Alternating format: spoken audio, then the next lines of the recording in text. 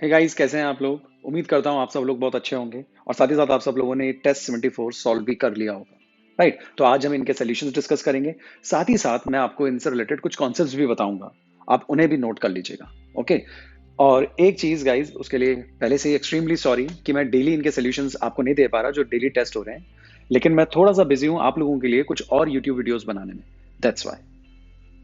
Okay, सो आज हम start करते हैं अपना सोल्यूशन। राइट, लास्ट के अंदर आपको वही पेपर का एनालिसिस भी मैं दे दूंगा कि क्या है, कैसे है, कितने एनसीईआरटी से हैं। वो सारी चीज आप लास्ट में जाके देख ही सकते हैं। सो विदाउट वेस्टिंग टाइम हम अपना सोल्यूशन स्टार्ट करते हैं। Okay, wish you all the very best. Question number first, हमें बाइंडिंग एनर्जी कैलकुलेट करनी है। राइट, और हमें जो थ्रेशोल्ड फ्रीक्वेंसी है वो दे दी गई है। फाइन, तो जो बाइंडिंग एनर्जी होती है वो वर्क फंक्शन ही होता है। इसका फॉर्मूला होता है एच न्यू नॉट, और हमें फ्रीक्वेंसी दे दी गई है। ओके, तो हमें उसको सिर्फ एच से मल्टीप्लाई करना है प्लैंक्स कांस्टेंट से, और हमें पास वैल्यू आ जाएगी। ओके, तो प्लैंक्स कांस्टेंट की वैल्यू 6.6 × 10⁻34 जूल सेकंड। जो फ्रीक्वेंसी है वो 2.5 × 10⁻14 गिवन है। राइट, आंसर इससे हो सकता था, लेकिन जो डिमांड है क्वेश्चन की वो है किलो जूल में हमें आंसर रिपोर्ट करना है। लेकिन जब हम यहाँ पे यूनिट्स को सॉल्व करते हैं तो सेकंड से सेकंड कैंसिल हो जाएगा और आंसर केवल जूल्स में आएगा, जबकि हमें आंसर जूल पर मोल में चाहिए। राइट, यानी एक मोल के लिए चाहिए। तो एक मोल के लिए निकालने के लिए आपको Na से मल्टीप्लाई करना होता है। तो हमने इसको 6.02 × 10⁻23 से मल्टीप्लाई भी कर दिया, और इसकी यूनिट जो होती है वो होती है मोल इनवर्स। नाउ जब आप अब इसको सॉल्व करेंगे तो जूल पर मोल में आपको आंसर मिल जाएगा। बस अब हमने सिंपली इसको सॉल्व किया है, और सॉल्व करने से हमें 99 किलो जूल पर मोल आंसर रिपोर्ट हो गया। राइट, बस आपको यह आइडिया रखना है कि Na से मल्टीप्लाई करना है, और जब आपको Na से मल्टीप्लाई करने वाला आइडिया मिल जाएगा तो सीधा सीधा ही आपको जजमेंट हो जाएगी कि इतने छोटे आंसर्स कभी नहीं आएंगे और इतना बड़ा आंसर भी कभी नहीं आएगा। करेक्ट, क्योंकि -34, 14 और 23, अगर आप इस सेट को सॉल्व भी कर लें तो 14 एंड 23, 37 एंड 34, तो ये 10⁻³ समथिंग करेक्ट है। तो ये आंसर वैसे ही कैंसिल हो जाता है, ये भी कैंसिल हो जाता है, ये भी कैंसिल हो जाता है, तो अल्टीमेटली आंसर यही आने वाला है। Okay, second question, which of the following does not exhibit paramagnetism. देखिए, पैरामैग्नेटिज्म अनपेड इलेक्ट्रॉन की प्रॉपर्टी होती है। ओके, और अनपेड इलेक्ट्रॉन उन चीजों में तो होंगे ही होंगे जिनमें ऑड नंबर ऑफ इलेक्ट्रॉन्स आ रहे हों। करेक्ट, तो NO के लिए अगर हम वैलेंस शेल के इलेक्ट्रॉन्स का टोटल करें तो नाइट्रोजन के 5 और ऑक्सीजन के 6, तो ये ऑड इलेक्ट्रॉनिक सिस्टम है, तो मतलब ये पैरामैग्नेटिक होगा। ये पूछा है कौन पैरामैग्नेटिक नहीं होगा। ये भी पैरामैग्नेटिक होगा, ये भी पैरामैग्नेटिक होगा, क्योंकि Cl के 7, ऑक्सीजन के 6 और ऑक्सीजन के 6। यहां देखा जाए तो Cl के 7, राइट, ऑक्सीजन के 6, फिर ऑक्सीजन के 6 और एक इलेक्ट्रॉन माइनस की वजह से हमने और जोड़ दिया, तो यहाँ पे इवन नंबर ऑफ इलेक्ट्रॉन्स आ रहे हैं। तो ये तो श्योर है कि ये सब तो पैरामैग्नेटिक होंगे, तो ऑप्शन ए ही बचता है। तो हम कह सकते हैं कि ये पैरामैग्नेटिक नहीं होगा। करेक्ट, तो ऊपर जो हमारा आंसर था वो ऊपर हमारा आंसर होगा ए।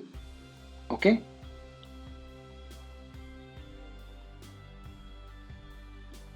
सेकंड में अगर हम देखें तो हमारा आंसर होगा डी। थर्ड में हमें आईपीसी नेम देना है। आईपीसी नेम देने के लिए सबसे पहले प्रायोरिटी देख ली जाती है।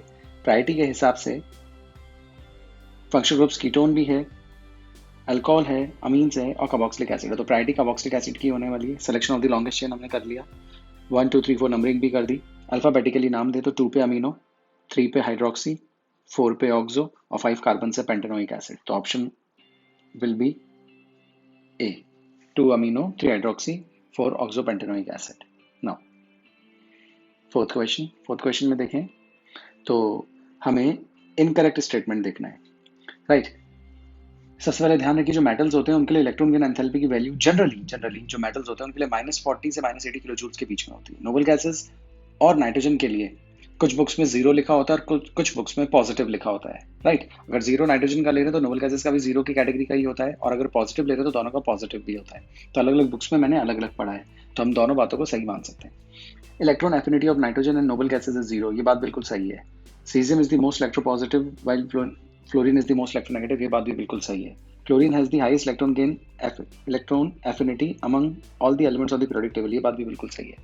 In any period the atomic radius of the noble gas is the lowest, ये बात गलत हो गई। राइट, क्योंकि जो नोबल गैसेस होती है उनके अंदर वंडरवॉल रेडियस देखा जाता है, और वंडरवॉल रेडियस की वजह से इनका साइज नियर बाय जो मेंबर्स होते हैं उनसे थोड़ा सा बड़ा ही होता है। तो हेलोजेंस के बाद नोबल गैसेस आती है, लेकिन साइज इनका बड़ा ही माना जाएगा। ओके, तो मेरे हिसाब से इनकरेक्ट स्टेटमेंट जो हमें देना था, तो फर्स्ट 3 तो बिल्कुल श्योर है हम कि करेक्ट है, तो फोर्थ ही इनकरेक्ट है, क्योंकि नोबल गैसेस का साइज थोड़ा सा बड़ा भी होता है। Now question fifth, alkali metals impart colour to the Bunsen flame due to. देखिए, फ्लेम में जो कलर आते हैं वो इलेक्ट्रॉनिक ट्रांजिशन की वजह से आते हैं विजिबल रीजन में, करेक्ट। लेकिन उसका जो रीजन है वो केवल इलेक्ट्रॉन होना ही नहीं है, लो आयनाइजेशन एनर्जी होना है, क्योंकि एल्कली और अल्कलाइन अर्थ मेटल में सारे ही मेटल्स फ्लेम टेस्ट शो करते हैं एक्सेप्ट बेरिलियम एंड मैग्नीशियम। जबकि बेरिलियम, मैग्नीशियम के नीचे कैल्शियम भी होता है, ये फ्लेम टेस्ट शो करता है, करेक्ट। तो इनके भी वैलेंस शेल में 2 इलेक्ट्रॉन है, इनके पास भी 2 है, इनके पास भी 2 है। तो इनके पास इलेक्ट्रॉन होने की वजह से ये शो कर रहे हैं और इनके पास इलेक्ट्रॉन होते हुए भी शो नहीं कर रहे। तो यहाँ पे मेजर रोल जो आएगा वो आयनाइजेशन एनर्जीज का आएगा, राइट। क्योंकि इनकी आयनाइजेशन एनर्जी इतनी हाई होती है अल्कलाइन अर्थ मेटल्स में, बेरिलियम और मैग्नीशियम की, कि ये फ्लेम टेस्ट शो नहीं करते, करेक्ट। तो यहाँ पे जो करेक्ट आंसर होगा वो लो आयनाइजेशन एनर्जीज होगा, क्योंकि जो जो फ्लेम टेस्ट शो कर रहे हैं मेटल्स या अल्कलाइन अर्थ मेटल्स, उनकी आयनाइजेशन एनर्जीज की वैल्यू काफी लो है, इसीलिए वो ऐसा कर पा रहे। Okay. 6, geometrical isomerism is shown by. देखिए, ज्योमेट्रिकल आइसोमेरिज्म शो करने के लिए एक चीज का ध्यान रखें कि जो डबल बॉन्डेड कार्बन होना चाहिए, नंबर 1, जैसा कि केसेस हमारे सामने है इनमें से। दूसरी चीज जो है कि जो एक जैसे ग्रुप्स हैं वो एक कार्बन पर नहीं होने चाहिए, तो सिस और ट्रांस का केस कभी नहीं बन पाएगा। तो अगर आप देखें तो यहाँ पे एक जैसे हो गए, ये केस पॉसिबल नहीं है। यहाँ पे देखें तो यहाँ पे एक जैसे नहीं है, तो ये एक आंसर हमारा हो सकता है। यहाँ देखें तो एक जैसे हो गए, इसमें सिस ट्रांस नहीं दे पाएंगे। यहाँ पे भी एक जैसे हो गए, इसलिए सिस ट्रांस नहीं दे पाएंगे। तो जो करेक्ट आंसर हमारा बैठता है, राइट, वो हमारा आएगा बी। ओके। ध्यान रखिए, रेस्ट्रिक्टेड रोटेशन होता है डबल बॉन्ड्स में, मॉलिक्यूल जो है वो डबल बॉन्ड से रेस्ट्रिक्टेड रहते हैं, राइट। एटम्स जो है इस बॉन्ड से जुड़े रहते हैं, इस वजह से दोनों साइड पे जो लोकेशन रहती है, करेक्ट, वो फिक्स्ड रहती है, इसीलिए वो इंटर कन्वर्टेबल नहीं होती, जैसे कि कन्फर्मेशन में होता है, एल्केन्स में होता है। इसलिए हम उनमें सिस और ट्रांस पोजिशन दे सकते हैं, करेक्ट, जैसे कि अभी आपको यहाँ पे नजर आ रहा होगा, राइट। तो आप यहाँ पे एक चीज का और ध्यान भी रख सकते हैं, ज्योमेट्रिकल आइसोमेरिज्म में सिस ट्रांस भी चलता है और ई और जेड भी चलता है, तो ये चीज आपको पता होनी चाहिए। मैं थोड़ा सा समझा देता हूं आपको। देखिए, सिस जैसी कोई कंडीशन आए तो उसे जेड भी कहा जा सकता है, और ट्रांस जैसी कंडीशन आए ई भी कहा जा सकता है। कैसे, मैं समझाता हूँ। देखिए, जैसा जो सेकंड केस का जो एग्जांपल अपने पास है, इस केस में आप इन दोनों में देख लीजिए हैवी कौन है, तो हैवी ये है। इन दोनों में देखें तो हैवी कौन है, हैवी ये है। अब ये दोनों देखा जाए तो एक दूसरे से अपोजिट एंड्स पर हैं, करेक्ट। तो इस हिसाब से ये बनता है ट्रांस, लेकिन हम इसको ट्रांस नहीं बोलेंगे, हम इसको बोलेंगे ई। ट्रांस तब बोला जाता है जब जिन ग्रुप्स को आपने कंपेयर किया है वो बिल्कुल सेम होते हो, करेक्ट। तो सिस और ट्रांस चलता है, जिनको आप दोनों अलग अलग डबल बॉन्डेड कार्बन पे जब देखते हैं वो दोनों सेम होते हैं तो सिस ट्रांस देते हैं, और अलग अलग एटम्स के बीच में कंपैरिजन होता है तो फिर ई और जेड देते हैं, राइट। तो अभी जो चीज आपको सामने नजर आ रही है वो जो मॉलिक्यूल है, इट इज ई। ओके। अब जैसे मैं आपको सिस का एक एग्जांपल दे देता हूँ। फॉर एग्जांपल जैसे CH3 C double bond H, CH3 और H। अब आप यहाँ पे कंपेयर करें तो ये और ये बिल्कुल एक तरफ है, राइट। तो ये कंडीशन बनती है सिस, और ये CH3 अगर नीचे होता तो ये ट्रांस कंडीशन होती। लेकिन यहाँ पे जिनको आप कंपेयर कर रहे हैं, राइट, वो अलग अलग है, एक जैसे नहीं है। तो यहाँ सिस ट्रांस की बजाय ई और जेड दिया जाता है। ट्रांस जैसी कंडीशन आपको फील होती है तो ई बोल देते हैं, सिस जैसी होती है तो जेड बोल देते हैं। Okay. 7th, at the same temperature and pressure which of the following gases will have the highest kinetic energy per molecule? Atomic weights हमें दे रखे हैं। देखिए, ये तो सीधा सा क्वेश्चन है। Kinetic energy is directly proportional to temperature, that's all, right. Temperature change होगा तो काइनेटिक एनर्जी चेंज होगी, बाकी मॉलिक्यूलर मासेस से काइनेटिक एनर्जी का कोई लेना देना नहीं है। तो आप ध्यान रखिए, गैस कोई सी भी हो, काइनेटिक एनर्जी तभी बढ़ेगी जब टेम्परेचर बढ़ेगा, क्योंकि यहाँ पे टेम्परेचर कांस्टेंट है, एट सेम टेम्परेचर बोला है, तो हम ये कहेंगे कि सबकी काइनेटिक एनर्जी सेम रहेगी, करेक्ट। तो इसका जो करेक्ट आंसर आने वाला है वो डी आने वाला है। मैंने यहाँ पे कुछ फॉर्मूला आपको दिए हैं, लिख यहाँ समझाए भी हैं, समझा देता हूँ मैं, राइट। वैसे आप जानते हो काइनेटिक एनर्जी 3/2 RT, राइट। ये एक मोल के लिए होता है, करेक्ट। अगर हमें पर मॉलिक्यूल निकालना हो तो Na से डिवाइड कर दीजिए, तो 1 मॉलिक्यूल के लिए काइनेटिक एनर्जी आ जाएगी। R/Na कांस्टेंट है तो इसको हम K लिख सकते हैं, that is Boltzmann's constant, fine. यहाँ से रिलेशन आता है kinetic energy directly proportional to temperature irrespective of the nature of the gas. एक फॉर्मूला और होता है, kinetic energy is half mu², that is the speed, तो u² will be twice kinetic energy by m। इससे connection मिलता है कि kinetic energy is proportional to u² and kinetic energy is also proportional to temperature. तो root of kinetic energy, तो यहाँ से square हटा देंगे तो प्रोपोर्शनल टू u, राइट। और रूट ऑफ काइनेटिक एनर्जी है तो रूट ऑफ टी भी हो जाएगा अगर हम यहाँ से स्क्वायर हटा दें तो रिलेशन आपको ध्यान रखना चाहिए, correct. Now which of the following is the most stable carbon ion? Carbon ion देखिए, चार्ज कोई सा भी हो, चाहे पॉजिटिव चाहे नेगेटिव, उसकी डेंसिटी जब कम होगी तो सिस्टम स्टेबल होगा, और उसकी डेंसिटी बढ़ेगी तो सिस्टम अनस्टेबल होगा। तो जो चार्ज डेंसिटी होती है वो स्टेबिलिटी के इन्वर्सली प्रोपोर्शन होता है। चार्ज डेंसिटी जितनी ज्यादा, स्टेबिलिटी उतनी कम। करेक्ट। अब यहाँ पे CH3 plus I effect show करता है, तो ये पुश करके नेगेटिव चार्ज इंटेंसिटी बढ़ाएगा। 2 CH3 और ज्यादा बढ़ाएंगे, 3 CH3 और ज्यादा बढ़ाएंगे, तो तीनों ही हाईली अनस्टेबल, और ये तो सबसे ज्यादा अनस्टेबल है, ये वाला सी वाला। ये पूछे मोस्ट स्टेबल कार्बन है। रेजोनेंस की वजह से नेगेटिव चार्ज इंटेंसिटी डिस्पर्स हो जाएगी। यहाँ देख सकते हैं आप, लोन पेयर इधर जाएगा, ये इधर जाएगा, राइट। तो इसके इधर जाने से हम ये कहेंगे कि नेगेटिव चार्ज जो डेंसिटी है वो डिस्पर्स हो जाएगी पूरी रिंग के ऊपर, तो सिस्टम स्टेबल हो जाएगा। दैट्स वाई इसका जो आंसर है वो डी होता है। 9th, which member of the group 13 does not exhibit the group valency in its compound? देखिए, ग्रुप वैलेंसी का मतलब होता है जो ग्रुप की हाईएस्ट ऑक्सीजन स्टेट होती है वो ग्रुप वैलेंसी कहलाता है। ओके, तो हाईएस्ट ऑक्सीजन स्टेट जो यहाँ पे आएगी NH2NP1 से, वो +3 आएगी। तो ये पूछा जा रहा है इनमें से +3 कौन शो नहीं करेगा।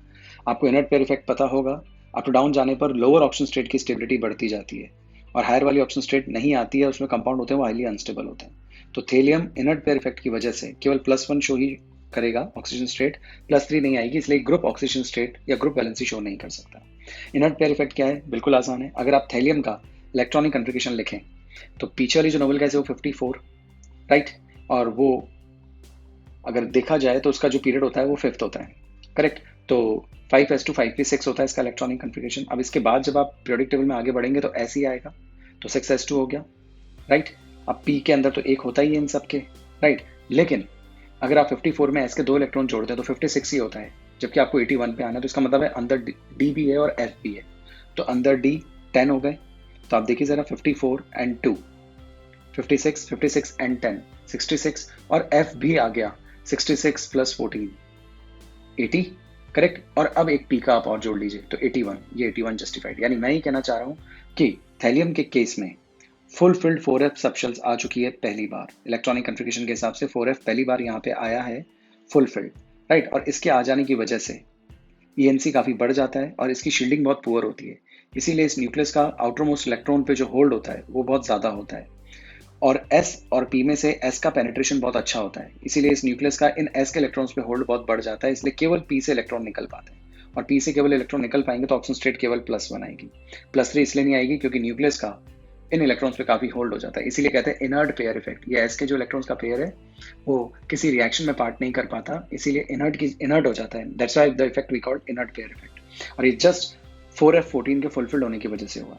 Okay, 10th, the body centred cubic and face centred cubic unit cells effective मतलब number of atoms per unit cell बताना है। देखिए BCC बॉडी सेंटर कॉर्नर्स में तो होंगे ही 8 × 1/8, और एक बॉडी के सेंटर में होगा तो 1, तो इसको सॉल्व करेंगे तो 2 आ जाएगा। और FCC में कॉर्नर्स पे तो होंगे तो 8 × 1/8, और फेस के सेंटर में होगा तो फेसेस 6 होते हैं और हर एक से हाफ पार्ट आपको मिलता है, तो सॉल्व करेंगे तो 4, तो 2:4, यानी 2 and 4। तो इसका आंसर हो जाएगा, इसका तो आंसर हो गया थैलियम, और इसका आंसर हो जाएगा 2 and 4।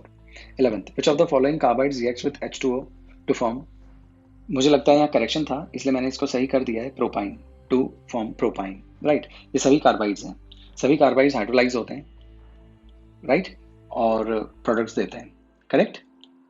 लेकिन सिलिकॉन कार्बाइड काफी इनर्ट है, तो इसको जब हम रिएक्शन करवाते हैं इसकी, तो टेम्परेचर काफी हाई रखना होता है, और इन सबका रिजल्ट हाइड्रोकार्बन्स ही है। अब वो कैसे आइडेंटिफाई करते हैं वो देखिए, Al4C3 हाइड्रोलिसिस जब आप कर रहे हैं तो एल्यूमिनियम का हाइड्रोक्साइड बना दीजिए, तो एल्यूमिनियम का हाइड्रोक्साइड AlOH होल थ्राइस, 4 लग रहा है तो मैंने आगे 4 लगा दिया। अब जैसे मैंने आगे 4 लगा दिया तो आप देखिए जरा ऑक्सीजन कितने हो गए, 12, करेक्ट। तो मुझे अब 12 ऑक्सीजन चाहिए तो मैं H2 के आगे 12 लिख दूंगा। जब मैं H2 के आगे 12 लिख दूंगा तो टोटल H जो है वो 24 हो जाएंगे। 24 में से 12H तो यही काम में आ गए, तो बचे कितने, 12। अब 12H और 3 कार्बन से कोई स्टेबल हाइड्रोकार्बन आपको सोचना होगा, तो वो स्टेबल हाइड्रोकार्बन मीथेन। सिमिलरली इसके लिए भी वही केस है, कैल्शियम हाइड्रोक्साइड मैंने लिख दिया, 2 ऑक्सीजन है तो इसके आगे 2 लगा दिया, 2 लगा दिया तो 2H तो यहाँ काम में आ गया, 2 बच गए तो 2 कार्बन और 2 हाइड्रोजन बच गए तो C2H2 इथाइन। सिमिलरली जो सिलिकॉन कार्बाइड होता है उसका भी यही केस है, राइट। सिलिकॉन कार्बाइड की जब H2 से रिएक्शन करते हैं काफी हाई टेम्परेचर पर, तो आप समझ सकते हैं, आप ऐसे समझ सकते हैं Si, ठीक है, OH OH OH OH ऐसे बनता है, फिर उसमें से H2O बाहर निकल जाता है, करेक्ट है, यहाँ से भी H2O बाहर निकल जाता है तो SiO2 ही बचता है, करेक्ट। तो SiO2 प्लस CH4, अगर आप यहाँ पे भी देखें तो Si 2 ऑक्सीजन काम में आ गए, 4 हाइड्रोजन और 1 कार्बन बाकी है तो CH4। Mg3C3 3, तो यहाँ पे 3 लगा दीजिए, MgOH whole twice, correct. Magnesium तो जस्टिफाइड हो गया, ऑक्सीजन कितने हैं 6, तो यहाँ पे मैंने 6 लगा दिया, करेक्ट। अब यहाँ 6 लगाने से 6 हाइड्रोजन तो यहाँ काम में आ गए, 6 हाइड्रोजन बच गए और 3 कार्बन बच गए। 3 कार्बन और 6 हाइड्रोजन को आप जस्टिफाई करने की कोशिश करेंगे तो केवल प्रोपाइन ही बनेगा, दैट्स वाई। ओके, तो इसका आंसर हो गया Mg2C3। Next, the reaction of tertiary butyl chloride and sodium ethoxide gives mainly.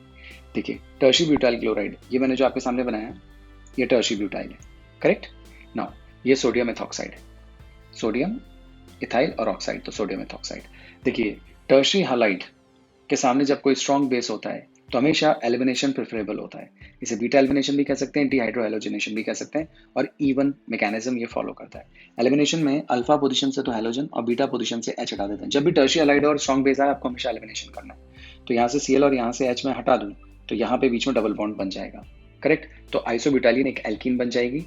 साथ में यहाँ पे देख सकते हैं ये Na, ये Cl के साथ NaCl, और ये जो बेस है O-, ये यहाँ से बीटा हाइड्रोजन एब्स्ट्रैक्ट कर लेगा, तो ये अल्कोहल बन जाएगा NaCl, and that is आइसोब्यूटाइलिन।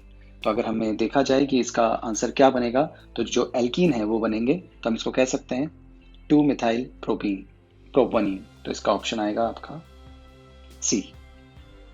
Okay, 13th, which of the following is not an ionic halide. देखिए आयनिक हो या कोवलेंट हो, सबसे बेस्ट तरीका होता है फजांस रूल। फजांस रूल के हिसाब से उसमें कोवलेंट कैरेक्टर सबसे ज्यादा होता है, जिसका कैटायन छोटे से छोटा, एनायन बड़े से बड़ा, और चार्ज ज्यादा से ज्यादा। ओके, तो यहाँ पे अगर आप देखें तो इन सब में से सबसे ज्यादा चार्ज यहाँ पे प्रेजेंट है, और क्योंकि सबसे ज्यादा चार्ज जहाँ प्रेजेंट होगा उसी में कोवलेंट कैरेक्टर सबसे ज्यादा होगा, या हम कह सकते हैं आयनिक कैरेक्टर मिनिमम होगा। तो इस हिसाब से UF6 is the answer. Next, equilibrium constant for the reaction हमें दे रखा है। In the presence of a catalyst, the equilibrium is attained 10 times faster. Therefore, the equilibrium constant in the presence of catalyst at 2000 Kelvin is। देखिए temperature नहीं बदला है, right, temperature same रखा है, number 1। Number 2, हमसे कहा जा रहा है कि हमने कैटलिस्ट जब डाल दिया तो रिएक्शन की जो रफ्तार है वो 10 गुना हो गई। लेकिन आप एक चीज का ध्यान रखिए कि ए जो इक्विलिब्रियम कांस्टेंट होता है उस पर केवल एक ही चीज फर्क डाल सकती है, और वो है टेम्परेचर, और टेम्परेचर यहाँ पे कांस्टेंट है, तो इसका इक्विलिब्रियम कांस्टेंट सेम रहेगा। कैटलिस्ट अगर फर्क डालता है तो एक्टिवेशन एनर्जी पर फर्क डालता है, रिएक्शन के मैकेनिज्म पे फर्क डालता है, करेक्ट, लेकिन उसके कांस्टेंट पे कभी फर्क नहीं डाल सकता, क्योंकि कांस्टेंट केवल टेम्परेचर से ही चेंज होता है, और यहाँ पे टेम्परेचर सेम है, इसीलिए वैल्यू सेम आएगी, तो 4 × 10⁻⁴ ही इसका आंसर होगा। Next 15, which of the following would cause the percent ionization of a weak acid to increase. अच्छा, वीक एसिड का जो आयनाइजेशन है वो किस केस में बढ़ेगा, करेक्ट। देखिए वीक आयनाइजेशन, जो वीक एसिड्स होते हैं वो पानी मिलाने पर उनका आयनाइजेशन बढ़ जाता है, और इस लॉ का नाम है ओस्वाल्ड डाइल्यूशन लॉ, करेक्ट। ये केमिकल इक्विलिब्रियम में पढ़ी जा चुकी है, right. Alpha is equal to √K/C, C जो होता है दैट इज 1/V। तो अगर मैं सब्स्टिट्यूट करूं वैल्यू, तो अल्फा जो है वो डायरेक्टली प्रोपोर्शनल हो जाएगा √V, यानी कि जितना ज़्यादा डाइल्यूशन होगा, जितना ज़्यादा वॉल्यूम आप बढ़ाएंगे, अल्फा बढ़ेगा, और अल्फा बढ़ने का मतलब डिग्री ऑफ डिसोसिएशन बढ़ेगा। डिग्री ऑफ डिसोसिएशन बढ़ेगा तो वही हमसे यहाँ पूछा जा रहा है कि वीक एसिड का जो परसेंट आयनाइजेशन है कब बढ़ता है, तो हम इसका जवाब देंगे dilution with more water. Okay, question 16 की बात करते हैं। सोडियम रिएक्ट्स विद अल्कोहल, यानी अल्कोहल की मेटल के साथ रिएक्शन है। जब भी अल्कोहल की मेटल के साथ रिएक्शन होती है वहां अल्कोहल का एसिडिक नेचर देखा जाता है, या हम ये मानते हैं कि वहां अल्कोहल एज अ न्यूक्लियोफाइल काम कर रहा है, करेक्ट। और इसके लिए जो ऑर्डर है वो फिक्स्ड है। टर्शरी की सबसे जो स्पीड होगी या रेट होगी इस रिएक्शन के टुवर्ड्स टर्शरी अल्कोहल की, वो सबसे कम होगी, उनसे ज्यादा सेकेंडरी और सबसे ज्यादा प्राइमरी। यही रिएक्टिविटी का ऑर्डर है, करेक्ट। इस कैटेगरी में कई सारी रिएक्शंस आती हैं, जैसे रिएक्शन विद मेटल्स भी यहीं आती है, रिएक्शन विद स्ट्रॉन्ग बेस भी यहीं आता है, और एस्टरिफिकेशन भी यहीं आता है। यानी इस टाइप की रिएक्शंस आए और आपसे अल्कोहल का ऑर्डर पूछा जाए, रिएक्टिविटी का, अल्कोहल की रिएक्टिविटी का ऑर्डर पूछा जाए, तो टर्शरी की सबसे कम, उससे ज्यादा सेकेंडरी, और प्राइमरी सबसे ज्यादा, करेक्ट। सिमिलरली अगर रिवर्स कर दें, बेसिक नेचर ऑफ अल्कोहल्स की बात करें, या जहां पे अल्कोहल एज इलेक्ट्रोफाइल काम कर रहे हैं, वहां पे ऑर्डर क्या होगा, तो ऑर्डर बिल्कुल रिवर्स हो जाता है। टर्शरी सबसे तेज, उससे कम सेकेंडरी, और सबसे कम प्राइमरी, राइट। इस कैटेगरी में कई सारी रिएक्शंस आती हैं जो आपको ध्यान रखनी है। Lucas test, dehydration, reaction with HX, reaction with PCl3, PCl5, SOCl2। तो आप इतना भी ध्यान रखेंगे तो मैक्सिमम क्वेश्चंस आप अटेम्प्ट कर सकते हैं related to the reactivity of the alcohols. Okay, 17th, the possible number of isomers for the complex, right. एक कॉम्प्लेक्स दिया, उसके पॉसिबल नंबर ऑफ आइसोमर्स पूछे। देखिए सबसे पहले स्ट्रक्चरल आइसोमर्स की बात करते हैं। इसके अंदर देखा जाए तो आयोनाइजेशन आइसोमर, जो आइसोमराइजेशन है उसमें आयोनाइजेशन आइसोमर हम ले सकते हैं। कैसे? क्योंकि जब हम देखें तो ब्रैकेट के बाहर सल्फेट है, तो एक आइसोमर तो एक खुद हो गया, हम सल्फेट को अंदर ले लें और एक Cl को बाहर लिख लें, तो ये दूसरा आइसोमर हो गया, राइट। सल्फेट को अंदर ले लें और Br को बाहर ले लें, ये तीसरा आइसोमर हो गया, क्योंकि वाटर के अंदर अभी सल्फेट आयंस मिलेंगे, Cl बाहर होगा तो क्लोराइड आयंस मिलेंगे, Br बाहर होगा तो ब्रोमाइड आयंस मिलेंगे। तो 3 आइसोमर्स तो ये हो गए, करेक्ट। अब हम बात करते हैं स्टीरियो आइसोमर्स की। स्टीरियो आइसोमर्स के अंदर अगर देखा जाए तो 2 हैं, ज्योमेट्रिकल एंड ऑप्टिकल। पहले बात करते हैं ज्योमेट्रिकल की, यानी सिस एंड ट्रांस। ये A2B2 टाइप है, और जब A2B2 टाइप होता है तो उसमें सिस और ट्रांस पॉसिबल होते हैं, राइट। ये A हो गया, ये B हो गया, ये ट्रांस कंडीशन हो गई, 180 पर है। और अगर आप ये देखें तो ये A हो गया और ये B हो गया, ये सिस कंडीशन हो गई। तो 2 आइसोमर्स पॉसिबल है, सिस और ट्रांस। टोटल हो गया 5। अब बात करते हैं ऑप्टिकल आइसोमर्स की। देखिए टोटल 4 लिगेंड्स हैं, तो कोऑर्डिनेशन नंबर हो गया 4। और जब कोऑर्डिनेशन नंबर 4 होता है तो 2 ज्योमेट्री पॉसिबल है, स्क्वायर प्लेनर और टेट्राहेड्रल, करेक्ट। तो यहाँ पे अब कुछ भी हो सकती है, क्योंकि हमें मेटल पता नहीं है। नाउ स्क्वायर प्लेनर अगर जब भी होता है तो उसके अंदर कभी भी ऑप्टिकल आइसोमर्स नहीं होते, क्योंकि स्क्वायर प्लेनर जो कंपाउंड्स होते हैं उनमें हमेशा प्लेन ऑफ सिमेट्री होती है। उसमें ऐसे प्लेन्स आपको मिल जाएंगे जिसके अराउंड अगर उस मॉलिक्यूल को काटा जाए तो 2 इक्वल हाफ्स में कट सकता है। तो स्क्वायर प्लेनर ज्योमेट्री जब भी होती हैं तो उनमें ऑप्टिकल आइसोमर्स नहीं होते, तो ये तो कैंसिल ही हो गया। बात करते हैं टेट्राहेड्रल ज्योमेट्री। टेट्राहेड्रल ज्योमेट्री में ऑप्टिकल आइसोमर होने के लिए जो वैलेंसीज हैं वो डिफरेंट डिफरेंट ग्रुप से सेटिस्फाई होनी चाहिए। यहाँ पे तो 2 एक जैसी आ गई और फिर 2 एक जैसी आ गई, सारे जो एटम्स हैं या सारे जो लिगेंड्स वो डिफरेंट नहीं है, इसलिए यहाँ पे टेट्राहेड्रल ज्योमेट्री के लिए भी कुछ नहीं आएगा। तो ऑप्टिकल आइसोमर्स के नाम पर 0, तो total answer will B 5। Okay, next the hydrocarbon जिसका मॉलिक्यूलर मास जो है वो 70 है, after reduction and chlorination gives a single monochloride the hydrocarbon is. Reduction होता है पहले और उसके बाद आपको क्लोरिनेशन करना है। तो रिडक्शन तब होगा जब डबल बॉन्ड होगा या ट्रिपल बॉन्ड होगा, तो वो रिड्यूस होकर एल्केन्स में कन्वर्ट होगा और फिर क्लोरिनेशन होगा, राइट। तो इसके हिसाब से हमारा ये ऑप्शन तो हमने कैंसिल ही कर दिया क्योंकि एल्केन्स है, करेक्ट। नाउ अब बात करते हैं 3 ऑप्शन आपके पास है, इसमें थोड़ा सा करेक्शन था वो मैंने यहाँ पे कर दिया है, साइक्लोपेंट-1, साइक्लोपेंटीन भी बोल सकते हैं। देखिए ये साइक्लोपेंटीन है, इसका जब हम रिडक्शन कर देते हैं तो 2 H आकर जुड़ जाएंगे, बॉन्ड टूट जाए, राइट, और ये स्पीशीज बन गई। अब इस स्पीशीज में देखा जाए तो चारों तरफ हाइड्रोजन है, और जब आप इसका क्लोरिनेशन करेंगे और एक ही क्लोरीन जोड़ना है, कहीं पे भी आप जोड़ दीजिए सेम कंपाउंड ही बनेगा, right. And this is chlorocyclopentane, right. तो पूछा जा रहा है 70 मास है इसका, करेक्ट। द हाइड्रोकार्बन ये 70 मास ही आएगा इसका, रिडक्शन करने पर ये चीज बन गई। और जब इसका हम क्लोरिनेशन करेंगे तो एक ही टाइप का कंपाउंड बनेगा। अगर आपने पेंटूइन लिया तो मान लीजिए रिडक्शन के बाद तो ये पेंटेन दे देगा। अब इस पे आप क्लोरिनेशन यहाँ पे भी कर सकते हैं, एक टाइप यहाँ पे भी आ सकता है, एक टाइप यहाँ पे भी आ सकता है, उसका आईयूपीसी नेम अलग बनेगा, और एक टाइप यहाँ पे भी आ सकता है, इसका भी आईयूपीसी नेम कुछ अलग आएगा। यहाँ लेंगे तो ये और ये सेम हो जाएंगे, ये और ये, करेक्ट। और यहाँ देखेंगे तो ये और ये सेम हो जाएंगे, करेक्ट। लेकिन अगर इसके अंदर आप कहीं पे भी Cl लगा लीजिए, सब जगह से आईयूपीसी नेम एक ही आएगा। इसी को हम कहते हैं मोनोक्लोरिनेशन, या मोनोक्लोरिनेशन का तो मतलब है एक क्लोरीन का जोड़ना। और ऐसा कंपाउंड जिसका मोनोक्लोरिनेशन आप कहीं पे भी करें सेम ही स्पीशीज बने तो वो यही होगा। तो साइक्लोपेंट-1 ये हो गया, इससे ये साइक्लोपेंटेन और फिर ये 1 क्लोरोसाइक्लोपेंटेन। नेक्स्ट डिसोसिएशन एनर्जीज हमें दे रखी है H2 की और O2 की, राइट। और ओवरऑल एक रिएक्शन भी दे रखी है और उसके लिए जो एनर्जी चेंज आ रहा है वो भी दे रखा है, और हमसे बॉन्ड एनर्जी पूछी।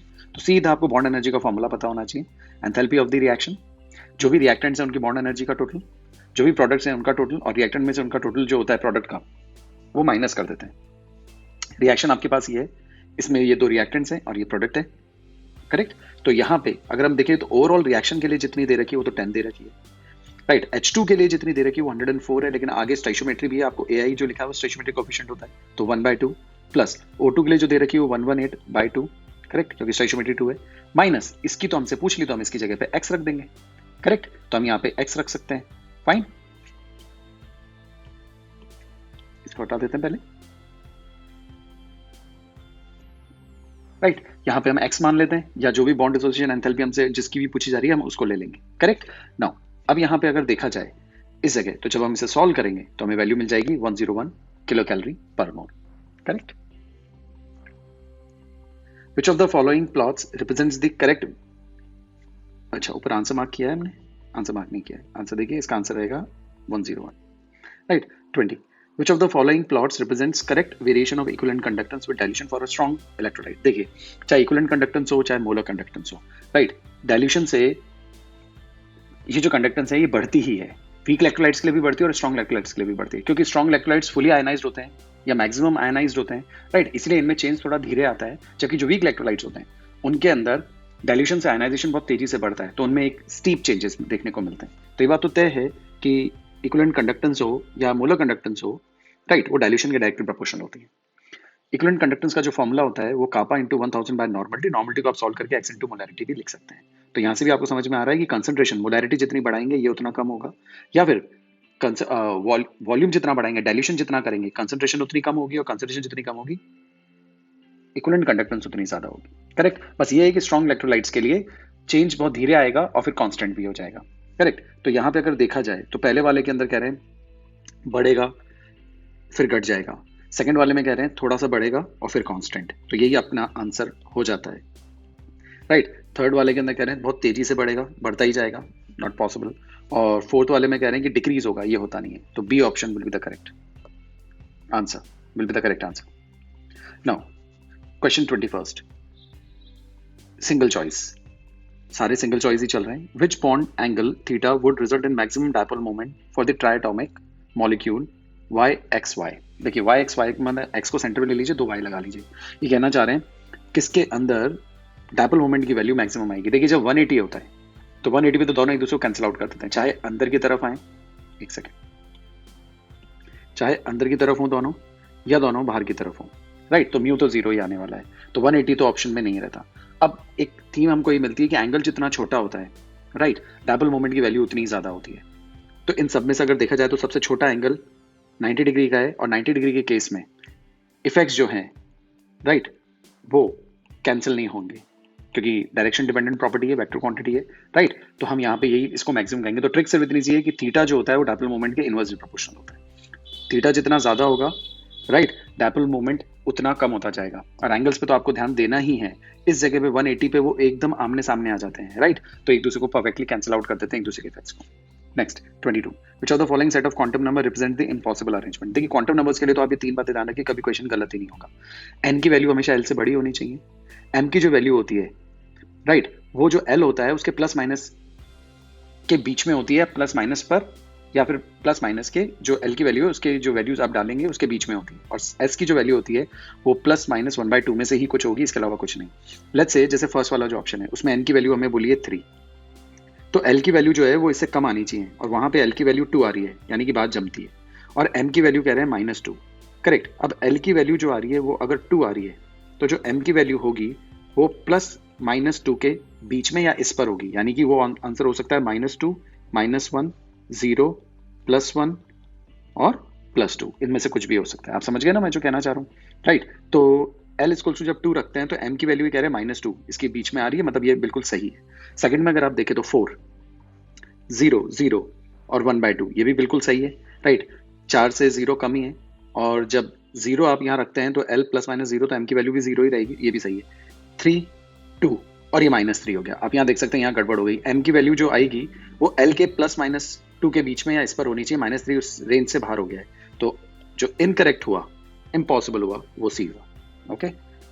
23, adding KNO4 to cold concentrated H2SO4 it gives. देखिए वैसे तो इसकी रिएक्शन आपको याद ही होनी चाहिए, करेक्ट, चूंकि मैंने यहाँ लिख दी है, लेकिन इसकी ट्रिक सिर्फ इतनी सी है कि यहाँ पे देखा जाए तो KNO4 +7 ऑक्सीजन स्टेट में और H2SO4 +6 ऑक्सीजन स्टेट में, दोनों ही अपनी हाईएस्ट ऑक्सीजन स्टेट में, करेक्ट। तो यहाँ पे ऑक्सीजन रिडक्शन होने के चांसेस तो बिल्कुल कम हो गए।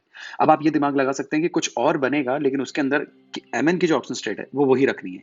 अब यहाँ पे ऑक्सीजन स्टेट आ रही है +7, करेक्ट। अब इन सब में अगर आप ऑक्सीजन स्टेट कैलकुलेट करें तो आपको एक ही ऑप्शन ऐसा नजर आएगा जिसमें +7 है, एंड दैट इज सी। इस तरीके से क्वेश्चन हमने कर दिया। अब आपको एक्स्ट्रा इन्फॉर्मेशन के हिसाब से ये रिएक्शन ध्यान रखनी होगी। ओके। KNO4 की जब H2SO4 से रिएक्शन होती है तो ये Mn2O7 में कन्वर्ट हो जाता है, KSSO4 के साथ KHSO4 और H2O, correct.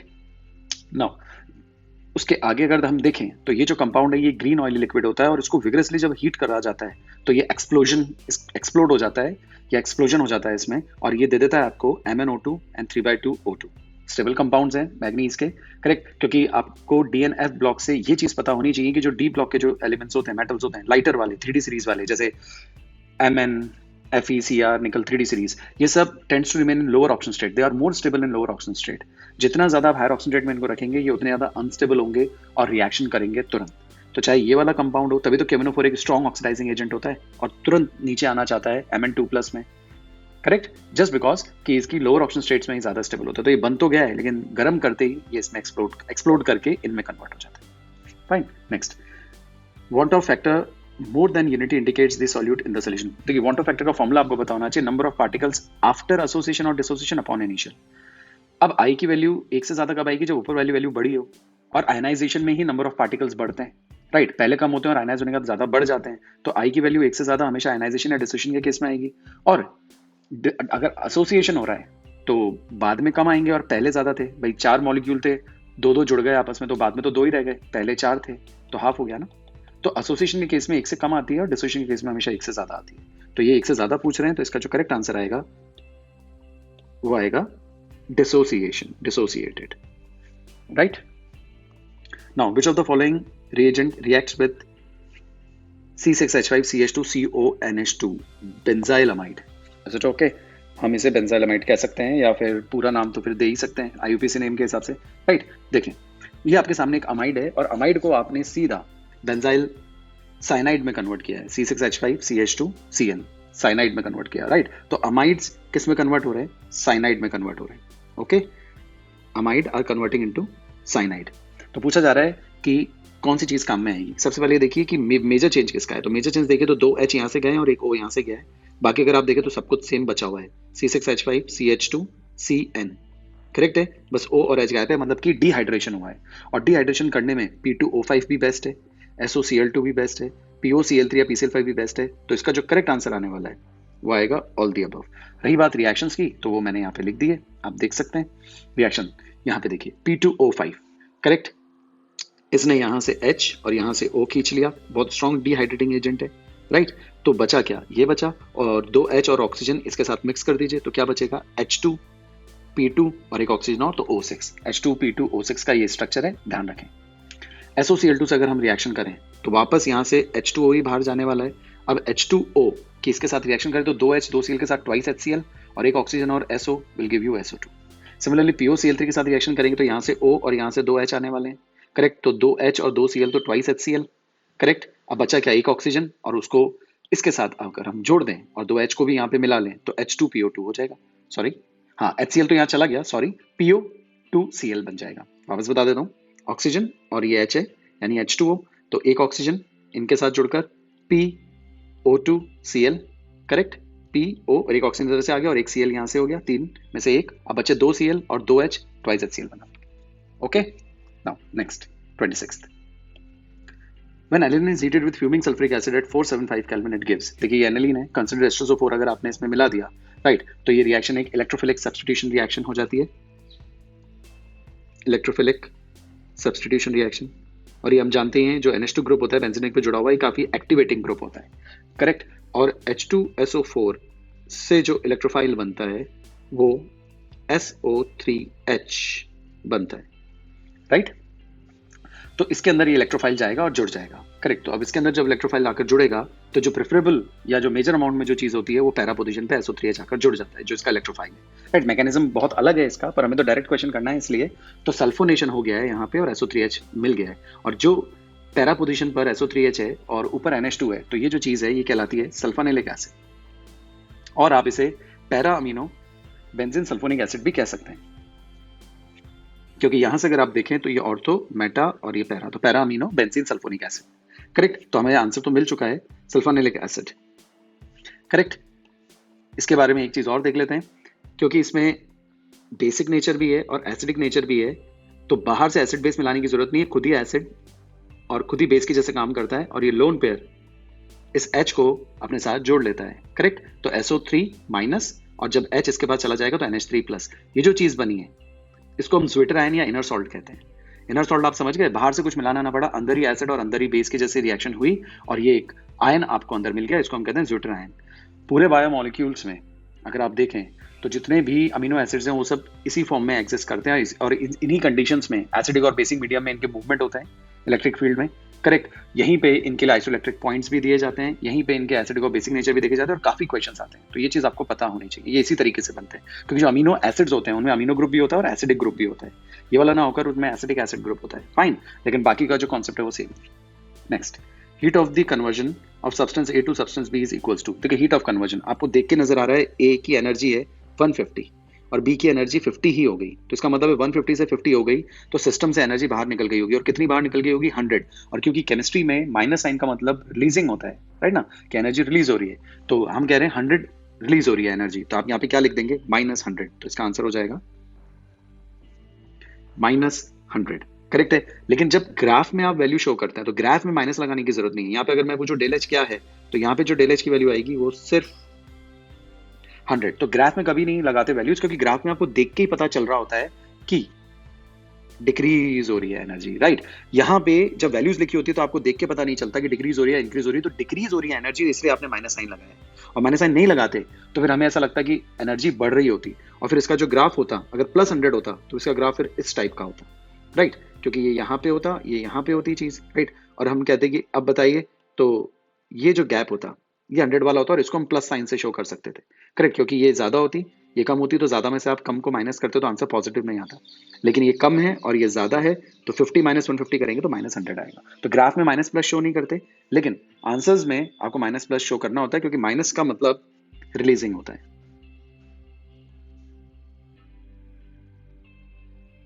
Okay, next 28, which of the following statement is not correct for the reaction. एक रिएक्शन लिखिए और आपने अंदर देख ही लिया है कि अपेयरेंस और डिसअपेयरेंस की बात कर रहे हैं, तो आप इसका एक फॉर्मेट लिख लीजिए। माइनस साइन रिएक्टेंट्स के लिए, प्लस साइन प्रोडक्ट्स के लिए, डिफरेंशियल रेट फॉर्म में हमने लिख दिया इक्वेशन को, fine. D A by D T stoichiometry से डिवाइड कर देते हैं। यहाँ पे कुछ भी नहीं है, यहाँ 2 है, यहाँ 2 है, तो ये डिवाइड कर दिया है, राइट। अब question, the rate of disappearance of B is 1/4 of the appearance of A. B का जो डिसअपेयरेंस है वो 1/4 है ए के डिसअपेयरेंस के। बिल्कुल सही, ये बी का डिसअपेयरेंस है, ये ए का है, और ए का 1/4 है। The rate of appearance of C is 2 times disappearance of B. C का जो अपीयरेंस है वो बी का ट्वाइस है। ऑब्वियसली सी का जो अपीयरेंस है वो ये है, तो यहां से अगर आप 2 को हटाएंगे, क्रॉस मल्टीप्लाई कर देंगे तो 2 यहां लग जाएगा, तो 2 टाइम्स ऑफ बी। बिल्कुल सही है। Rate of formation of D is half the rate of consumption of A. Rate of formation of D, ये डी का जो फॉर्मेशन की जो रेट है वो आधी ही है कंजम्पशन ऑफ ए। तो आप इसकी वैल्यू निकालेंगे और ए से रिलेट करेंगे तो 2 यहाँ ऊपर आ जाएगा, और जब 2 से 4 को आप काट देंगे तो नीचे 2 रह जाएगा, करेक्ट। तो हाफ ऑफ ए तो आएगा, तो ये बात भी बिल्कुल सही है। Rate of formation of C and D are not equal, जबकि rate of formation of C and D बिल्कुल सेम है। तो इसका जो इनकरेक्ट स्टेटमेंट बनती है वो डी बनती है। Electrochemical cell stops working after some time. Electrochemical cell थोड़ी देर बाद काम करना इसलिए बंद कर देता है क्योंकि वहां पे इक्विलिब्रियम अटेन हो जाता है, और इक्विलिब्रियम की कंडीशन में ईएमएफ ऑफ द सेल जो होता है वो हम जीरो मानते हैं, करेक्ट। तो ईएमएफ ऑफ द सेल क्या हो जाता है, जीरो हो जाता है, तब सेल काम करना बंद कर देता है। और EMF of the cell zero तब आता है जब पोटेंशियल दोनों साइड पे जो हाफ सेल्स होते हैं उनके इक्वल हो जाते हैं। तो ऑप्शन में हमारे पास है one of the electrode is eaten away. ये भी वन ऑफ द रीजंस हो सकता है कि अगर एक इलेक्ट्रोड बिल्कुल ही खत्म हो जाए तो भी सेल काम करना बंद कर सकता है, राइट। लेकिन ऐसा बहुत रेयर चांसेस में होता है, बेसिकली सब कुछ सामने होते हुए भी सेल काम नहीं करता, तो हमें वो आंसर ढूंढना है। Electrode potential of both electrodes go on increasing, ये हो नहीं सकता, ये नहीं हो सकता। Electrode potential of both electrodes go on decreasing, पर दोनों के बराबर बराबर डिक्रीज होते रहेंगे तो नहीं होता। Electrode potential of 2 electrodes become equal in magnitude, बिल्कुल सही है, ये दोनों के बिल्कुल बराबर हो जाते हैं और इस वजह से इक्विलिब्रियम अटेन हो जाता है। Question 30, right. 30 के अंदर pH of the solution which is twice as acidic as pure water. देखिए प्योर वाटर जो होता है उसका पीएच 7 होता है, तो हाइड्रोजन आयन जो कंसंट्रेशन आएगी वो 10 टू द पावर -7, क्योंकि हाइड्रोजन आयन कंसंट्रेशन निकालनी हो तो 10 to the power -pH is the formula, right. अब कह रहे हैं कि कंसंट्रेशन ट्वाइस कर दिए तो हमने इंटू 2 कर दिया। अब इस सोल्यूशन की पीएच हमसे पूछी जा रही है, तो फॉर्मूला हो गया minus log of hydrogen ion concentration, right, minus log of 2, minus आगे आ गया तो minus minus plus 7 log 10, value 7, और यहाँ पे 0.3 माइनस में, तो answer will B 6.7। Okay, 31st, the heat of solution of 1 mole of Na2SO4.10H2 is this and that of its dehydration is this, तो the heat of solution of anhydrous sodium sulfate is। देखिए सबसे पहले heat of solution को समझिए। देखिए heat of solution का मतलब होता है कोई भी सब्सटेंस, कोई भी सॉलिड सब्सटेंस जिसका 1 मोल, राइट, पानी में जाने के बाद अपने कॉन्स्टिट्यूएंट आयंस में कन्वर्ट हो जाए, एक्वस कॉन्स्टिट्यूएंट आयंस में कन्वर्ट हो जाए, करेक्ट। तो मान लीजिए कोई AB सॉलिड है, राइट, वो A प्लस एक्वस और B माइनस एक्वस में कन्वर्ट हो गया, तो जो एनर्जी रिलीज होती है वो एनर्जी कहलाती है एंथैल्पी ऑफ सॉल्यूशन, राइट। अब जैसे कि ये AB सॉलिड है तो ये भी 1 मोल ही है, और ये देखिए A प्लस एक्वस और B minus constituent aqueous ions में कन्वर्ट हो गया, तो ये भी इसके लिए एंथैल्पी ऑफ सॉल्यूशन ही है। ये वाला भी एंथैल्पी ऑफ सॉल्यूशन है, करेक्ट, ये वाला भी एंथैल्पी ऑफ सॉल्यूशन है। बस ये है कि ये हाइड्रेटेड है AB और ये डिहाइड्रेटेड है, बस यही अंतर है। बाकी यहाँ पे भी एंथैल्पी ऑफ सॉल्यूशन कहलाएगा और ये भी एंथैल्पी ऑफ सॉल्यूशन है, राइट। कोई भी 1 मोल सॉलिड सब्सटेंस जो अपने कॉन्सिक्वेंट गैसियस आयंस में कन्वर्ट हो जाता हो, राइट। अब हमसे ये कहा जा रहा है कि the heat of solution of 1 mole of hydrated salt, तो 1 मोल ऑफ हाइड्रेटेड का एंथैल्पी ऑफ सॉल्यूशन जो है वो ये दे दिया है, right, and that of dehydration, और इसका जो डिहाइड्रेशन होता है मतलब इससे जब वाटर निकलता है तो वहां की जो एनर्जी है वो हमको यहाँ दे दी गई है, करेक्ट। और हमसे पूछा जा रहा है द हीट ऑफ सॉल्यूशन, जो हीट ऑफ सॉल्यूशन जो है, राइट, वो एनहाइड्रस की, आप बताइए। तो ये एनहाइड्रस है, डॉट H2O तो है ही नहीं, तो हमने ये यूं बना दिया। ये हेसेस लॉ काम करते हैं यहाँ पे, राइट ना, एक साइकिल बन गई यहाँ पे। अब इसको अगर आप देखें तो यहाँ से यहाँ जाना 1 स्टेप है, जबकि यहाँ से यहाँ एक स्टेप ये लिया, फिर दूसरा स्टेप आपने लिया, तब आप यहाँ पे आ गए। तो ये जो चीज़ होगी ये इन दोनों के टोटल के बराबर होगी, राइट। तो हमने यहाँ यही लिखना है 81.6 plus X will equals to this. तो हमने एक्स की वैल्यू निकाली, और जो एक्स की वैल्यू अभी आपकी निकली, अगर आप देखें तो this is enthalpy of solution but for anhydrous. तो answer will be plus 2.9। Next, the acidic group in aqua solution of glycine is. देखिए ग्लाइसिन ये होता है NH2CH2COH, राइट। ध्यान रख सकते हैं, काफी इंपॉर्टेंट बात है इसके बारे में। ये ऑप्टिकली इनएक्टिव होता है क्योंकि इसके अंदर देखिए कार्बन से 2 H जुड़े हुए हैं। बाकी सारे जो अमीनो एसिड्स होते हैं वो ऑप्टिकली एक्टिव होते हैं एक्सेप्ट ग्लाइसिन। तो ग्लाइसिन ऑप्टिकली इनएक्टिव होता है, ध्यान रखें, बहुत इंपॉर्टेंट बात है, राइट। अभी अभी मैंने थोड़ी देर पहले आपको बताया था ज़्यूटरान, तो यहाँ से H निकल कर इसके पास आ जाएगा, तो NH3 पॉजिटिव और CO माइनस, राइट। अब ये ज़्यूटरान आपके पास है।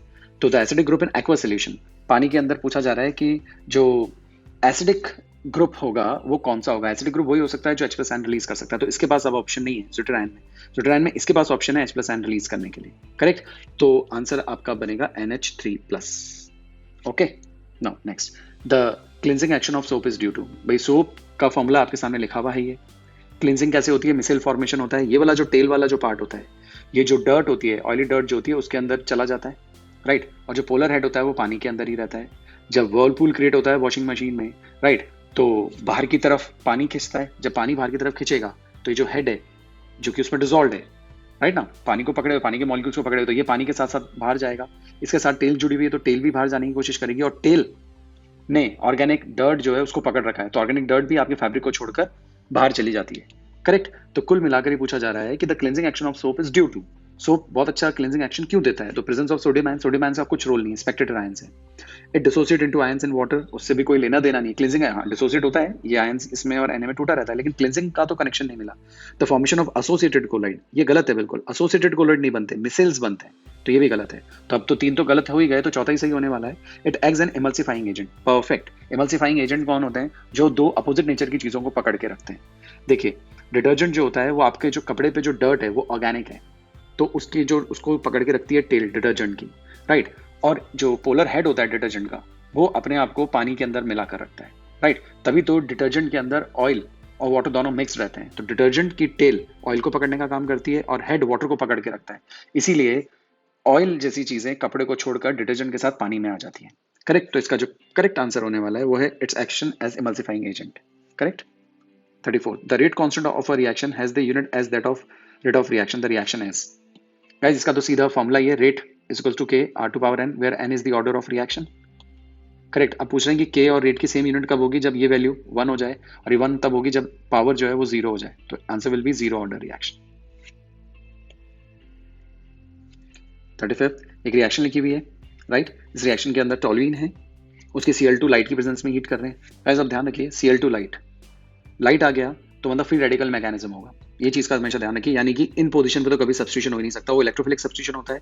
उसके लिए यहाँ पे एनहाइड्रस, AlCl3 या कुछ और एजेंट्स Fe वगैरह ही लिखे होने चाहिए। तो ये बात होता है कि फ्री रेडिकल मैकेनिज्म है।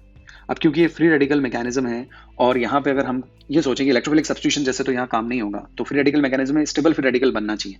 रिंग पे कभी भी स्टेबल फ्री रेडिकल्स नहीं होते। तो फ्री रेडिकल का जो ऑप्शन आपको नजर आता है वो सिर्फ कार्बन पे नजर आता है, करेक्ट। कि हम कार्बन पे अगर कोई फ्री रेडिकल सोचें, राइट, तो वो स्टेबल हो सकता है इस तरीके से।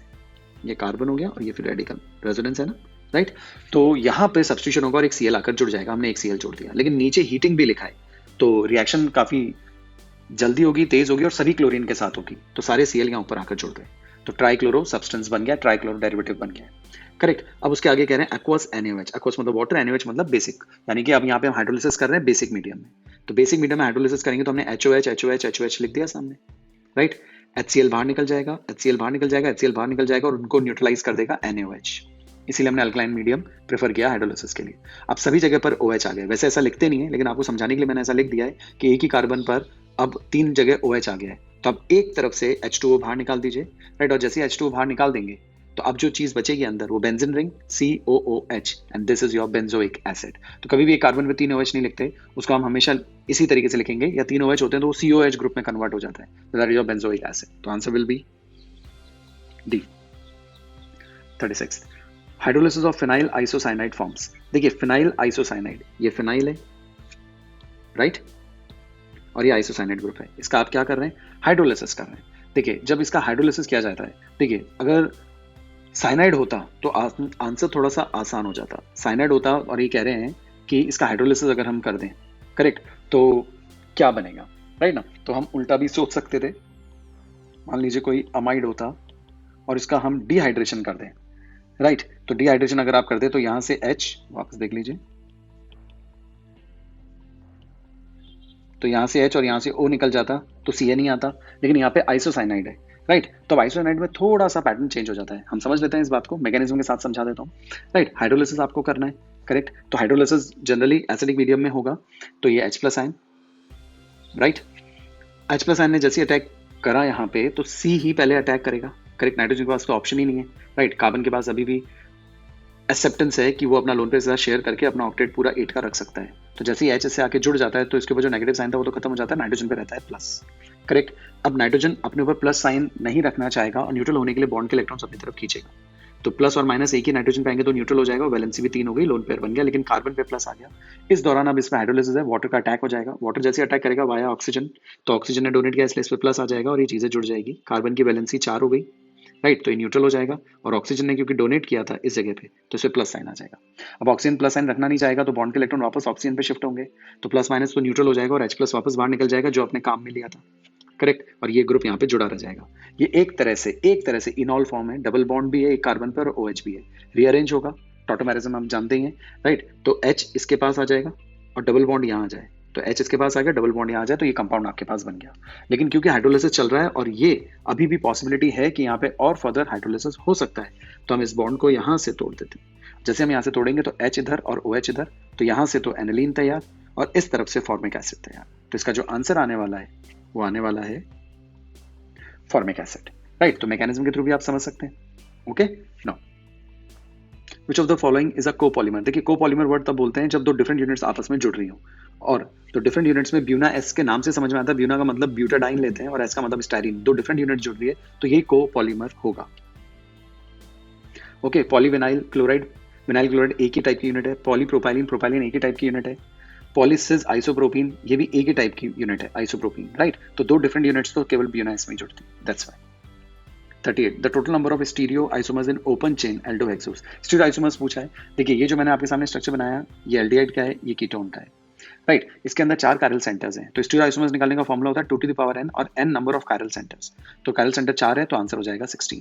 अगर आप बात करें फ्रक्टोज की तो फ्रक्टोज के अंदर स्ट्रक्चर में आपको नजर आएगा 3 कायरल सेंटर्स, तो 2 की पावर 3, तो इसका आंसर 8 हो जाता है, ओके। तो यहाँ पे हमसे पूछा है ग्लूकोज में, तो ग्लूकोज का आंसर होगा 16। Next, which of the following salt undergoes hydrolysis. देखिए हाइड्रोलिसिस हमें कभी भी strong salt of strong acid strong base का नहीं होता। बाकी 3 जो कैटेगरी बचती है उन सबका हाइड्रोलिसिस होता है, किसी का पार्शियल किसी का कंप्लीट, करेक्ट। तो अब बस आपको ये देख लेना है कि किसका हाइड्रोलिसिस होगा, तो इन 4 में से किसी एक का ही होने वाला है। बाकी 3 जो सॉल्ट्स होंगे वो स्ट्रॉन्ग एसिड स्ट्रॉन्ग बेस के होंगे, तो K2SO4 KOH और H2SO4 का है तो इसका नहीं होगा। ये KOH और HCl का है, इसका भी नहीं होगा। ये NaOH और HNO3 का है, इसका भी नहीं होगा। इसकी अगर आप बात करें तो ये CH3COH और NaOH का है, स्ट्रॉन्ग बेस तो है लेकिन वीक एसिड है। तो कोई भी एक चीज अगर वीक आ जाती है तो उसका हाइड्रोलिसिस पॉसिबल है, राइट। तो आंसर जो इसका होगा वो तो डी हो गया डायरेक्ट। रिएक्शन आपके सामने मैंने लिख दी है, H2O है, तोड़ के आप इसको यहाँ पे लिख सकते हैं, इस जगह H और इस जगह OH। तो वाटर का H वाला पार्ट तो इसे जुड़ा रहेगा और वीक एसिड है, आयनाइज भी नहीं होगा।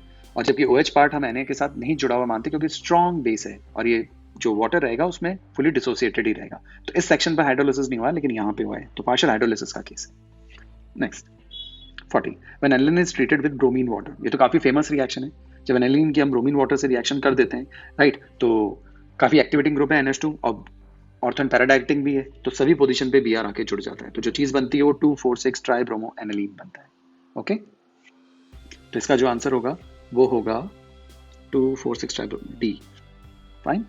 Next, which of the following pair form the same osazone. देखिए ओसाजोन के ऊपर काफी क्वेश्चंस आते हैं, राइट। ये क्वेश्चन तो डायरेक्ट हो सकता है कि सेम ओसाजोन किसका बनेगा, जिनका भी C1 C2 पे कॉन्फ़िगरेशन डिफरेंट हो, बाकी सारे सेम हो, राइट। तो उनके सेम ओसाजोन बनते हैं। तो all the monosaccharides having different configuration in C1 and C2, C1 C2 पे जो डिफरेंस रखते हो बाकी सब जगह सेम हो तो उनके ओसाजोन सेम बनते हैं। तो इसका आंसर तो फर्स्ट साइड पे आपको मिल जाता है, ग्लूकोज एंड फ्रक्टोज, करेक्ट। यहाँ देख लीजिए मैंने जो स्ट्रक्चर भी बताए थे इसमें आप देखिए जरा, नीचे से अगर आप शुरू करें, राइट, तो ये सेम है, ये वाली कैटेगरी भी सेम है, इस वाली को देखें तो भी सेम है, इसको देखें तो भी सेम है। केवल इस जगह पे 1 और 2 पे ही चेंजेस है, 1 और 2 पे ही चेंजेस है। नंबरिंग हमेशा ऊपर से शुरू होगी क्योंकि एल्डिहाइड ग्रुप को प्रायोरिटी ज्यादा दी जाती है, कीटोन को ज्यादा दी जाती है, तो ऊपर से नंबरिंग शुरू करेंगे तो 1 और 2 पे डिफरेंस है एल्डिहाइड और कीटोन्स में, तो इनके जो ओसाजोन्स बनते हैं वो सेम बनते हैं, राइट। वो रिएक्शन मैंने यहाँ पे बता भी दिया आपको, तो डायरेक्ट तो ये हो गया, पर आप रिएक्शंस को ध्यान जरूर रखिएगा, काफी इंपॉर्टेंट है। ओजोन बनाने के लिए आपको क्या करना होता है, हाइड्रोजीन से रिएक्शन करनी होती है। देखिए हाइड्रोजीन लिखा है और एक्सेस में करनी होती है रिएक्शन। आपने एल्डिहाइड कीटोन्स में पढ़ी होगी, न्यूक्लियोफिलिक एडिशन कम एलिमिनेशन रिएक्शन, ये वही एग्जांपल है। यहाँ से H2O बाहर निकल गया तो CH डबल बॉन्ड NH और ये बेंजीन रिंग आ गई, करेक्ट। एक्सेस में तो ये फर्दर रिएक्ट करने के लिए आता है, और जब ये फर्दर रिएक्शन जब यहाँ पे होती है, राइट, तो आप देख सकते हैं यहाँ से, राइट, NH2 है, राइट, एक H यहाँ से उठा लिया तो NH3 बाहर हो गया, करेक्ट। ये जो रिंग है इसने एक H और ले लिया यहाँ से, तो यहाँ पे भी NH2 आ गया, तो अब यहाँ से H और H चला गया तो यहाँ पे केवल O बचा, तो डबल बॉन्डेड O हो जाता है। तो देखिए ये कीटोनिक ग्रुप में कन्वर्ट हो गया, और क्योंकि एक्सेस में लिया हुआ है तो फर्दर रिएक्शन होगी, तो वापस वही है H2O ही बाहर निकलेगा, और जैसे ही H2O बाहर निकलेगा तो यहाँ से लिंक जो है वो N NH और रिंग आ जाएगी। अब ये जो कंपाउंड बना है आपका, ये कौन सा कंपाउंड है, यही कहलाते हैं ओसाजोन, और इनके क्रिस्टल्स होते हैं। और देख लीजिए कीटोनिक ग्रुप है, और यहाँ से जब आपने शुरुआत की थी तो एल्डिहाइड ग्रुप है, तो आंसर अगर कीटोन हो या एल्डिहाइड हो, राइट, यानी कि ग्लूकोज और फ्रक्टोज हो, तो आंसर सेम ही आता है। तो ग्लूकोज के से या फ्रक्टोज आप शुरू कीजिए, ओसाजोन क्रिस्टल्स इस तरीके से मिल जाएंगे आपको। Okay, 42, the crystalline compound AB is characterized by body centered cell, the compound has the formula। देखिए बॉडी सेंटर्ड कह दिया है, तो इसका मतलब है कोई एक तो बॉडी के सेंटर पे होगा, और ऑब्वियसली एक कॉर्नर पर होता है, ये तो रूल है, राइट ना, कॉर्नर्स के बिना नहीं बनते, तो कॉर्नर्स पे एक को मान लीजिए आप, राइट, तो 1/8 into 8 contribution of body centre से तो पूरा कंट्रीब्यूशन 1 का ही आएगा, तो 1:1, तो आंसर विल बी AB। ऊपर हमने आंसर मार्क किया था, हाँ कर दिया था, right. 43, the reaction of Br2/P with the carboxylic acid to form alpha halogenated acid। Okay, alpha halogenated acids मतलब कि कार्बोक्सिलिक एसिड है, उनके अल्फा पे हेलोजन आ जाए, तो ये तो काफी फेमस रिएक्शन है, हेल वॉलहार्ट ज़ेलेंस्काई रिएक्शन, जो कि ऐसे एसिड्स ही देते हैं जिनके पास अल्फा हाइड्रोजन प्रेजेंट होता है, तो इसका आंसर हो गया B। Often in water body subjected to the sewage pollution fish die because of. देखिए एनवायरमेंटल केमिस्ट्री से तो काफी क्वेश्चंस आते हैं, जेई हो चाहे नीट हो, आपको ये चैप्टर बहुत अच्छे से प्रिपेयर कर लेना है। ये क्लास 11th का लास्ट चैप्टर है एनवायरमेंटल केमिस्ट्री, और एनवायरमेंटल इश्यूज को तो काफी प्रायोरिटीज दी भी जा रही है, और आने वाले टाइम में और देंगे, तो आपका ये जो सेक्शन है ये बहुत अच्छे से तैयार रहना चाहिए। फाउल ओडर से फिश को कोई लेना देना नहीं है, करेक्ट, तो ये तो गलत हो गया। Reduction of dissolved oxygen caused by microwave activity, ये परफेक्ट है, परफेक्ट, राइट, क्योंकि डिसॉल्व्ड ऑक्सीजन अंदर नहीं होगी, राइट, तो ही फिश मर जाती है। Clotting of their gills bye solid substance, ऐसा कुछ ऑप्शन है नहीं, या ऐसा कुछ दिया हुआ नहीं है, राइट, बुक्स में। Pathogen release by the sewage, pathogen release by the sewage, ये भी कोई करेक्ट, बिल्कुल करेक्ट, हम कनेक्टेड आंसर इसको नहीं बोल सकते, तो reduction of dissolved oxygen he best answer है, राइट। और मैं इसके लिए इसलिए कह रहा हूं क्योंकि काफी रिसर्च होती है, और उसके बाद ये भी कहा जाता है, या रिसर्च हो चुकी है उसके बाद ही कहा रखा है, बीओडी, हम वाटर का बीओडी लेवल देखते हैं, अगर बीओडी लेवल 5 ppm से कम है तो हम उस पानी को सेफ मानते हैं, क्लीन मानते हैं, लेकिन अगर उसका बीओडी लेवल बढ़ता जा रहा है, राइट, 17 ppm ऐसे ऊपर है, तो वो पानी हाईली पॉल्यूटेड होता है, और उसका मतलब है कि उसके अंदर जो अमाउंट ऑफ डिसॉल्व्ड ऑक्सीजन है वो बहुत कम है, तो वैल्यू जितनी ज्यादा होगी उसके अंदर डिसॉल्व्ड ऑक्सीजन का अमाउंट उतना कम होगा। ओके, तो ध्यान रखें इस बात को, तो ये वैल्यूज स्टैंडर्ड वैल्यूज है, ध्यान रख सकते हैं। 5 ppm से कम बायोकेमिकल ऑक्सीजन डिमांड का मतलब होता है जो अंदर माइक्रो बैक्टीरिया माइक्रोब्स हैं, जो बैक्टीरिया हैं उन्हें ऑक्सीजन का रिक्वायरमेंट, राइट, जो भी अंदर पोल्यूटेड चीजें पड़ी हुई है, जो ऑर्गेनिक वेस्ट पड़ा हुआ है, उनको खत्म करने के लिए। तो 5 ppm और 17 ppm का मतलब हुआ उन्हें, 17 का मतलब उतनी ज्यादा ऑक्सीजन रिक्वायर्ड है उनको खत्म करने के लिए, तो इसका मतलब पानी उतना ज्यादा पोल्यूटेड है, और 5 ppm मतलब कि कम ऑक्सीजन रिक्वायर्ड है खत्म करने के लिए, इसका मतलब ऑर्गेनिक वेस्ट या जो इंप्योरिटीज है वो कम है। तो ध्यान रखिए बीओडी की वैल्यू जितनी कम होती है पानी उतना क्लियर होता है, और जितनी ज्यादा होती है पानी उतना impure. 45 last, which of the following involves maximum amount of energy. Maximum amount of energy electron निकालने के लिए दी जाती है, और आपको अच्छे से पता है कि जब नोबल गैस कॉन्फ़िगरेशन अटेन हो जाता है तो एनर्जी मैक्सिमम लगने वाली है, और मैग्नीशियम 2+ पे तो ऑलरेडी चार्ज भी बहुत ज्यादा आ गया है, राइट, और इसने इलेक्ट्रॉनिक कॉन्फ़िगरेशन के हिसाब से नियॉन टाइप को अटेन भी कर लिया है, और चार्ज भी 2+ का है, करेक्ट, तो एनर्जी निकालना सबसे ज्यादा, मतलब इलेक्ट्रॉन निकालना सबसे ज्यादा मुश्किल होगा, और एनर्जी सबसे ज्यादा देनी पड़ेगी। तो इस केस में कोई नोबल गैस कॉन्फ़िगरेशन नहीं है, इसमें भी नहीं है, इसमें भी नहीं है, केवल इसी में है, और 2+ का चार्ज भी है, राइट, तो एनसी भी काफी स्ट्रॉन्ग है और नोबल गैस कॉन्फ़िगरेशन में भी आ चुका है, तो इस केस में इलेक्ट्रॉन निकालने के लिए एनर्जी मैक्सिमम देनी पड़ेगी। सो गाइज इस जो टेस्ट जो भी हमने देखा इसमें 33 क्वेश्चंस जो थे वो डायरेक्टली फ्रॉम एनसीईआरटी थे। अगर एनसीईआरटी आपने बहुत अच्छे से पढ़ी हुई है तो आप उन क्वेश्चन को अटेम्प्ट कर सकते थे, राइट। एक्सटेंडेड कंसेप्ट्स पे 12 क्वेश्चन थे, इसीलिए आपको एक्स्ट्रा प्रिपरेशन करना बहुत बहुत जरूरी है। और ये जो 33 क्वेश्चन हैं इनके लिए जब आप कॉम्पिटेटिव के तरीके से इनको प्रिपेयर करेंगे तो आप टाइम भी सेव कर पाएंगे। केवल एनसीईआरटी पे डिपेंडेंट रहेंगे तो इनको सॉल्व करने में टाइम ज्यादा लगेगा। ओके, तो मैं कह रहा हूँ कॉन्सेप्ट्स डायरेक्टली एनसीईआरटी से हैं, लेकिन आपकी प्रैक्टिस ऑब्जेक्टिव क्वेश्चंस को सॉल्व करने की बहुत अच्छी होनी चाहिए, राइट। तो 33 question from NCERT, extended concepts पे 12 क्वेश्चन है, टोटल 45 हो जाते हैं। इस पेपर का जो लेवल है वो बाकी जो पेपर मैंने सॉल्व किए उनसे कंपैरेटिवली ईजियर साइड पर है, राइट। इसीलिए इसको अगर आप डायरेक्टली करें, राइट, तो 35 मिनट्स लगेंगे, 35 टू 40 मिनट्स मैक्सिमम। फाइन, मेरे को थोड़ा टाइम ज्यादा लगा है क्योंकि मैंने केवल आंसर्स ही नहीं निकाले, उनसे रिलेटेड आसपास के कॉन्सेप्ट्स भी समझाएं, दैट्स व्हाई। ओके गाइस, तो आप अच्छे से पहले खुद सॉल्व किया करें, राइट, और उसके बाद आंसर्स को यहाँ पे आप आकर चेक कर सकते हैं, राइट। Thank you.